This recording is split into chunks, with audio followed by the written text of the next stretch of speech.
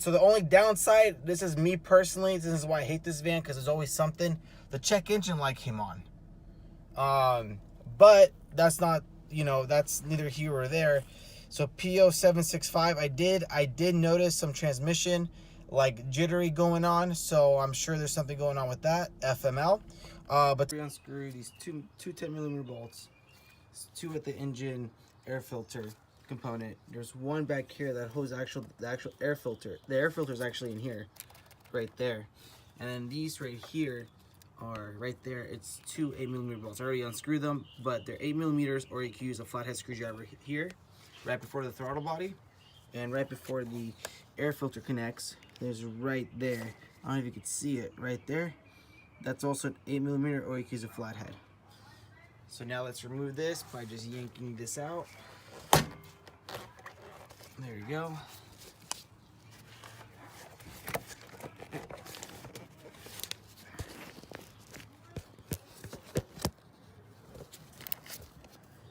Right here. And just like that. Trick is you gotta pull up, push this out, and there you go. Let's set this to the side over here. And now next is using a 12mm to unscrew the battery. You gotta unscrew the battery. And what I like to do is grab one of these shop towels, rip them up, wrap it around, so that way you get no problems. And here is a 12mm. Alright guys, so after taking out the battery, which is right over there, we got to take out the engine filter, which you can see right through the compartment hole. There are two clamps holding this down. So one is right here. Take that out. Another one is down below. Oh, it's a little hard. Out it comes. You got to push it towards the radiator and pull it out. This engine filter is kind of a pain to put on and take out, but there we go. Let's take out the filter. The whole compartment, and you just kind of yank it out and pull it up. All right guys, so now that we have the battery out, engine filter out, this is the part right here we got to change. Transmission circuit solenoid, and there's 3 bolts that we got to take out. One is over here, 2 is right under this sensor. It's right there. Is a transmission output sensor, literally right below that. So we got to take this out as well, and then we got one more right behind. Where is it? Hold on, let's see. Right there. Right over there. That is the other ball we gotta take out. So there's 3 bolts we gotta take out. And this one here, this electrical component, it's an 8mm. We gotta take that one out as well. So taking out the output shaft, I have to use a 26mm deep socket. And this is a 1/2-inch drive.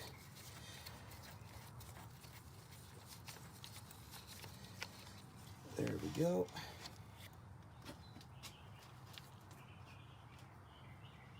Alright guys, so here's the old part.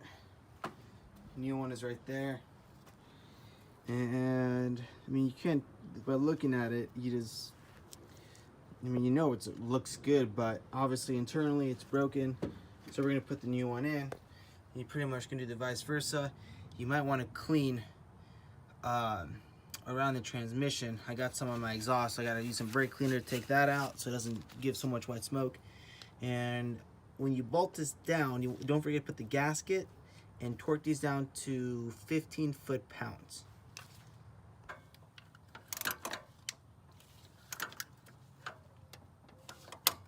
There we go.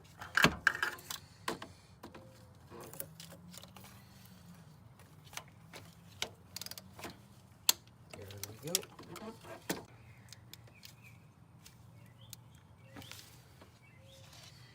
You want to hear that crack or that clicking noise? There we go. This transmission on the way.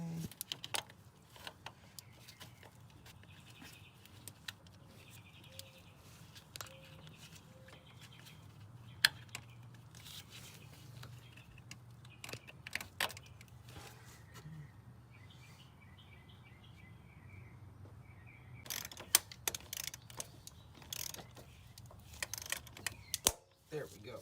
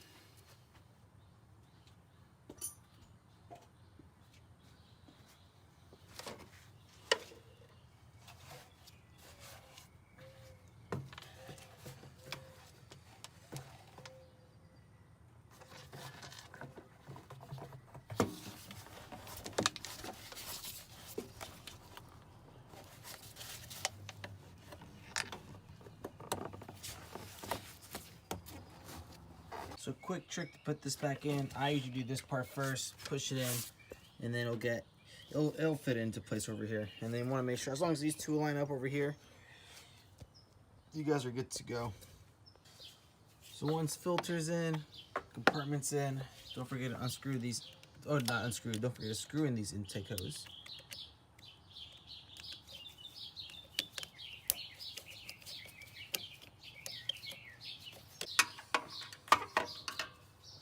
Let's plug this hose back into the engine air compartment. There we go, make sure it's connected to the valve of the engine. And last but not least, battery, and we're good to go. Alright guys, so I just changed the transmission circuit solenoid on this 1998 Dodge Caravan. Oh my god, look at this fucking bozo right there. Walk in the middle of the freaking street. And you got two sidewalks, dude. Look at that. Look at this dumb fuck. Alright, well, anyway, let's get back to business. Stupid ass. And he's gonna look at me like I'm doing something wrong. Jesus Christ. Anyway, so P0765 check engine light code. So usually when I have the check engine light, when I drive from like first to second gear and let go of accelerator and the downshifts, that's where I felt like a jerk. So like right here, that's where I'll feel like a jerk right there. Now that I changed the part, it's nice and smooth. So far, no check engine light. I'm going like a little test drive. And once I get home, I'll double check with the OBII sensor to see, just to make sure. So here we go, making a left here. Accelerating 2-3 RPMs, letting go, down, nothing, no jerking. Before it made like that jerk, like a transmission was going bad. But as I said, the check engine light came on, code came on, and that's what it was. The part cost me $160. So this part is, it is pretty pricey for what it is, or it's, I mean, not for what it is, but it's a transmission, you know. So I'm gonna go and do like an 80-mile driving test. Again, have to make sure my car passes smog, and we go from there. All right, guys, so I just took my car to smog. Good news, it passed. I had to do a 407 mile, or about 400 miles, because 7 miles the smog station was up the street for me. Smog pass, thank God. All the codes, all the monitors went through besides evap, but evap is not important. Cat, O2 sensor, heater sensor, EGR. Those are the 4 you want to go green. When you take out the battery, these 4 go red, correct? And you gotta, some cars you gotta drive 50 to 100. With these Dodges and Chryslers, since I think they're shitty cars, I drove 400 miles and everything went through. I mean, it was 400 every 50 miles, or every 50 to 100, I'll pull over, get something to drink, and freaking check it. And it always was one thing. Cat went first, O2 sensor went first, EGR went first was Cat, second O2 sensor, third EGR, the last was the heater sensor. That one took a while, dude. I'll make another video on what I did to make all these to go green. Okay, there is a method to it, but I'm letting you guys know I did pass smog.